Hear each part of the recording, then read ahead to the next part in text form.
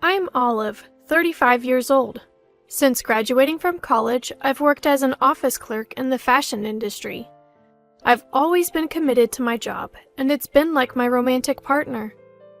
I climbed the corporate ladder quite smoothly because I love what I do.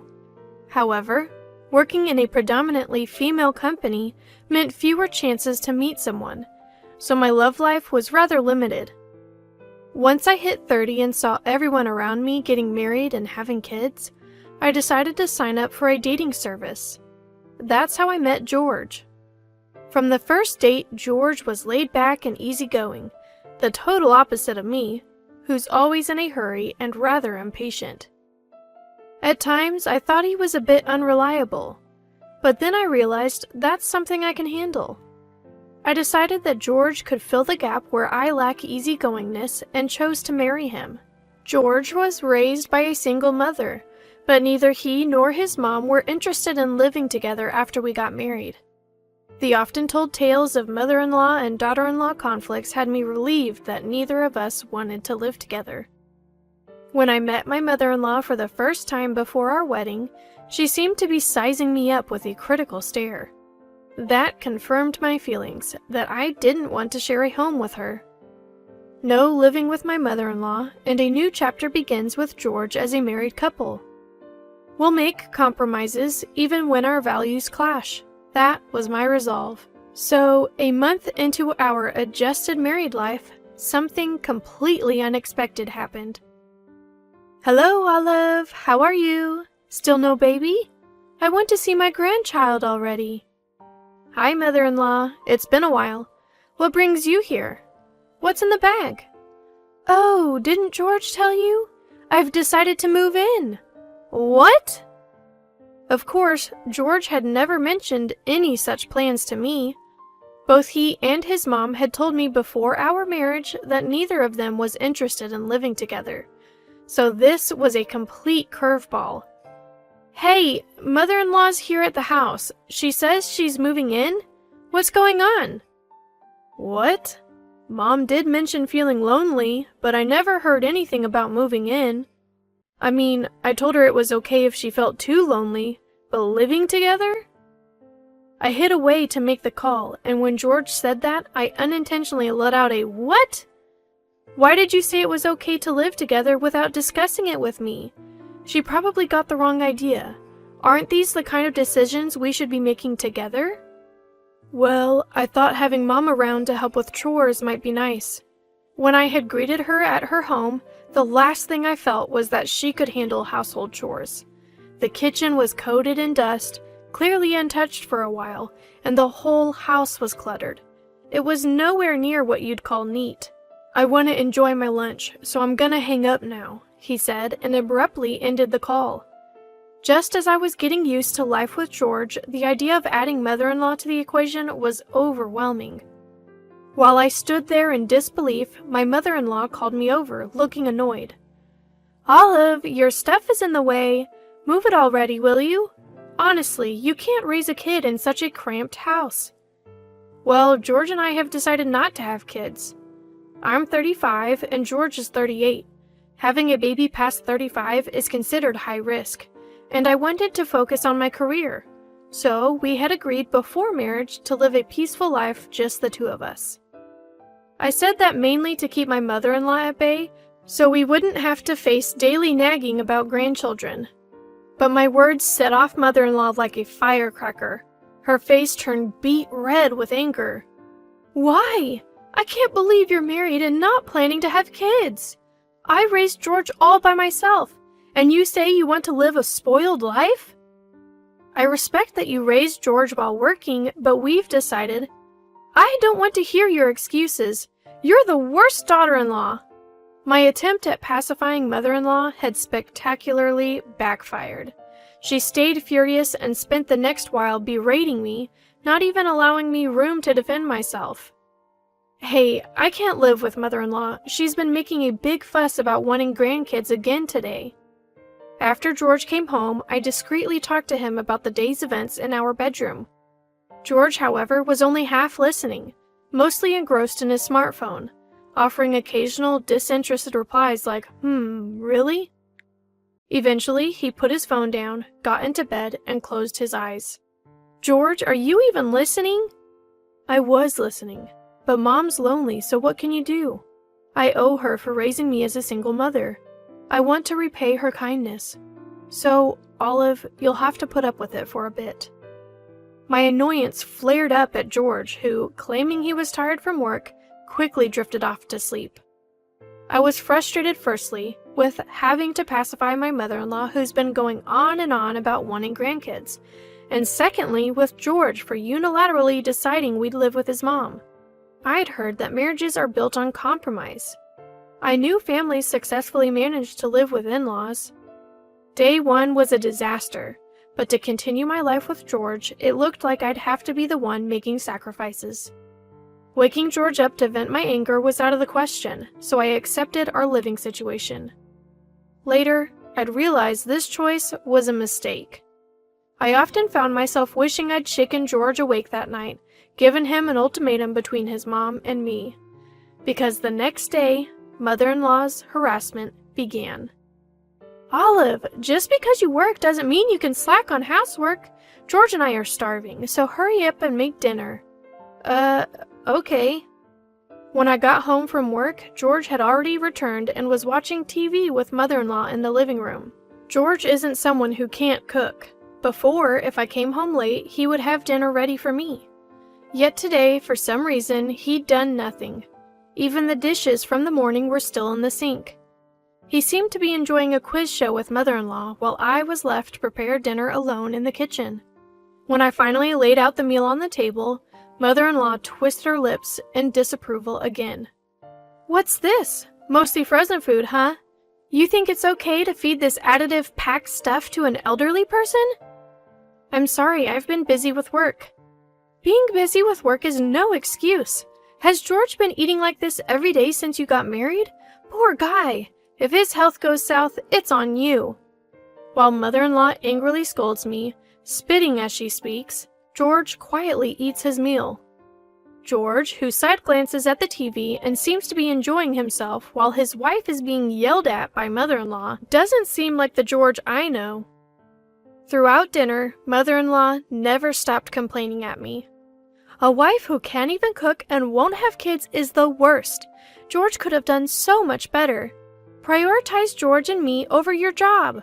She kept going on and on until I was so mentally worn down, I couldn't even understand what she was saying anymore. That night, I broke down crying in our bedroom.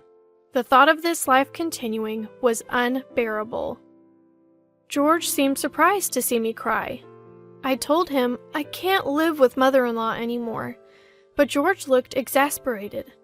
"My mom is important to me, so I want you to treat her with respect too," he said before falling asleep. I couldn't even muster a rebuttal to George and cried until I fell asleep. Life with mother-in-law, filled with nothing but suffering, continued as it was. "George doesn't have to do a thing. Housework is a wife's job." Once mother-in-law said this, George truly stopped doing any chores. I continued to juggle work, household tasks, and being yelled at by mother-in-law. When mother-in-law found out George and I had separate finances, she started demanding money from me. "You're my son's wife, so giving me an allowance is your natural duty." She demanded money with this ridiculous reasoning. I was so tired of being yelled at that I just gave her the money, thinking if it could be solved with cash, so be it. My home no longer felt like a place to relax. When heading back home after work, my feet felt as heavy as lead. I spent days wondering how long this life would continue, feeling utterly hopeless. Then, a pivotal incident occurred. "I'm home. What's going on?" "Come here for a second." I arrived home that day, burdened with yet more emotional stress. Waiting for me at the entrance was George, his face twisted in anger. George, who had greeted me at the entrance, pulls me into the living room. There, sitting on the sofa, mother-in-law looked downcast. "Did something happen?" "This is all Olive's fault, isn't it? You must have done something." It was the first time I had ever seen George angry. Although I was shocked, I racked my brain. I had no recollection of doing anything to make mother-in-law feel this way. Feeling agitated, George finally told me what was bothering him. "I heard you've been making snide remarks to my mom every day when I'm not around. She even told me you only cook when I'm here, so she's not getting meals. What's your aim in being nasty to my mom?" I was dumbfounded and couldn't speak.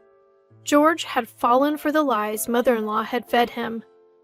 It was mother-in-law who had been making snide comments when George wasn't around, even complaining about the food like, "Isn't this too salty? It looks awful."